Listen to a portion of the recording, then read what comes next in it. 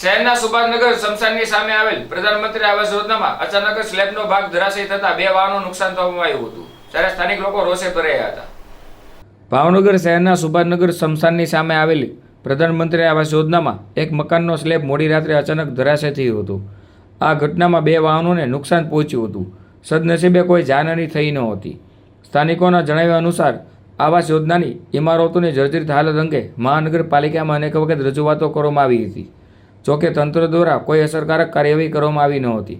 ઉલ્લેખનીય છે કે થોડા દિવસો પહેલા આ જ વિસ્તારમાં એક સ્લેબ ધરાશયી થવાથી ઘટના બની હતી, જેમાં 2 લોકોને ગંભીર રીતે ઇજાગ્રસ્ત થયા હતા. સ્થાનિકોએ આક્ષેપ કર્યો હતો કે જો આ ઘટનામાં દરમિયાન બાળકો ત્યાં રમતા હોત તો કોઈ મોટી દુર્ઘટના સર્જાઈ શકી હોત. આ સમગ્ર ઘટનાને લઈને સ્થાનિકોમાં ભારે રોષ જોવા મળી રહ્યો હતો અને તાત્કાલિક પગલાં લેવાની માંગ ઉઠી હતી.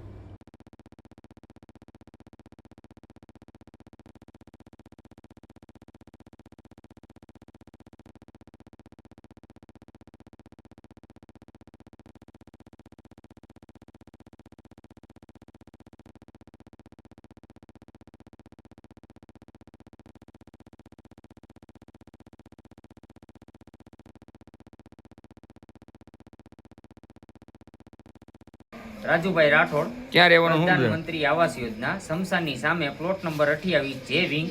આવું અવારનવાર આવી પ્રવૃત્તિ અહીંયા થયા કરે છે. આ ગાબડા બીજી ત્રીજી વાર પડ્યા છે અને મારી ગાડીને નુકસાન થયું છે અને ભાઈની ગાડીમાં નુકસાન થયું છે. સરકાર કોઈ અમારું ધ્યાનમાં લેવા બદલ ઓલું જ નથી, કોઈ વસ્તુ કોઈ ધ્યાનમાં લે એમ જ નથી.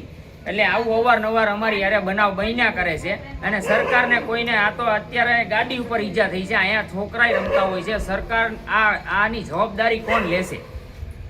ભૂમિબેન અમિતભાઈ પુરોહિત મારું નામ છે.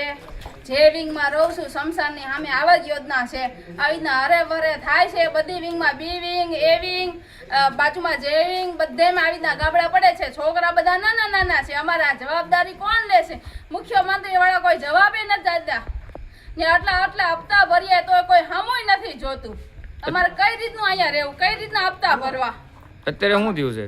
અત્યારે આવીને સેલાબ પડ્યો. અહીંયા બધા નાના નાના અમારા છોકરા રહેતા હતા, 3-4 વર્ષના છોકરા છે અને આ બે ગાડીઓ હતી.